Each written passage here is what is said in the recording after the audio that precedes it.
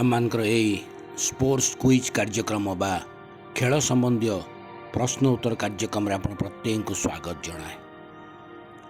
ଅତି ସୁନ୍ଦର ଭାବରେ ଆମେ ଖେଳ ସମ୍ବନ୍ଧୀୟ ବିଷୟ ଜାଣିବାକୁ ପାଉଛୁ। ଯୁବା ଯୁବତୀମାନେ ସାନ ସାନ ପିଲାମାନେ ଏହାଦ୍ୱାରା ଅନେକ ଉପକୃତ ହେବେ।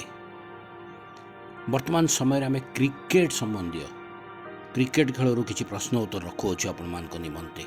ପ୍ରଶ୍ନ ସହିତ ଉତ୍ତର ମଧ୍ୟ ଆମେ ଜଣାଇବୁ। ଭିଡ଼ିଓର ଶେଷ ପର୍ଯ୍ୟନ୍ତ ଆପଣମାନେ ଦେଖନ୍ତୁ।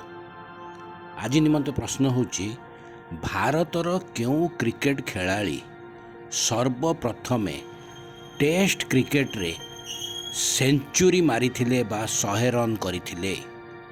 ଭାରତର କେଉଁ କ୍ରିକେଟ ଖେଳାଳି ସର୍ବପ୍ରଥମେ ଟେଷ୍ଟ କ୍ରିକେଟରେ ସେଞ୍ଚୁରୀ ମାରିଥିଲେ ବା 100 ରନ୍ କରିଥିଲେ? ଯଦି ଉତ୍ତରଟି ଆପଣମାନଙ୍କୁ ଜଣା ତାହେଲେ କମେଣ୍ଟ ବକ୍ସରେ ଆମମାନଙ୍କୁ ଜଣାନ୍ତୁ। ଏ କାର୍ଯ୍ୟକ୍ରମ କିପରି ଲାଗୁଛି ତାହା ମଧ୍ୟ ଆମମାନଙ୍କୁ ଆପଣମାନେ ଜଣାନ୍ତୁ। ଲାଇକ୍ ଦିଅନ୍ତୁ, କମେଣ୍ଟ ଦିଅନ୍ତୁ। ନିଶ୍ଚିନ୍ତ ଭାବରେ ଚ୍ୟାନେଲଟିକୁ ସବସ୍କ୍ରାଇବ୍ କରିକି ଜଏନ୍ କରନ୍ତୁ, ଯାହାଦ୍ୱାରା ସମସ୍ତ ପ୍ରଶ୍ନ ଉତ୍ତର ସହଜରେ ଆପଣମାନେ ପାଇପାରିବେ। ଆପଣମାନେ ଯୋଗ ଦିଅନ୍ତୁ, ଅନେକ ବିଷୟ କ୍ରୀଡ଼ା ସମ୍ବନ୍ଧୀୟ ଆପଣମାନେ ଜ୍ଞାନ ଲାଭ କରିପାରିବେ। ଆଜିର ପ୍ରଶ୍ନର ସଠିକ୍ ଉତ୍ତରଟି ହେଉଛି ଲାଲା ଅମରନାଥ। ଲାଲା ଅମରନାଥ।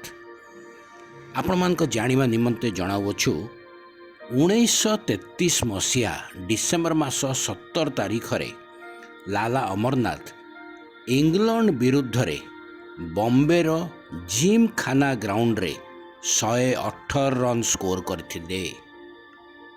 ଆପଣମାନଙ୍କୁ ଆମେ ସଠିକ୍ ଭାବରେ ସମସ୍ତ ବିଷୟ ଜଣାଉଛୁ। ନିଶ୍ଚିତ ଭାବରେ ଏହାଦ୍ୱାରା ଆପଣମାନେ ଉପକୃତ ହେଉଥିବେ। ଆପଣମାନେ ଚ୍ୟାନେଲଟିକୁ ସବସ୍କ୍ରାଇବ୍ କରନ୍ତୁ, ଅନ୍ୟମାନଙ୍କୁ ମଧ୍ୟ ସେୟାର କରନ୍ତୁ। ଧନ୍ୟବାଦ।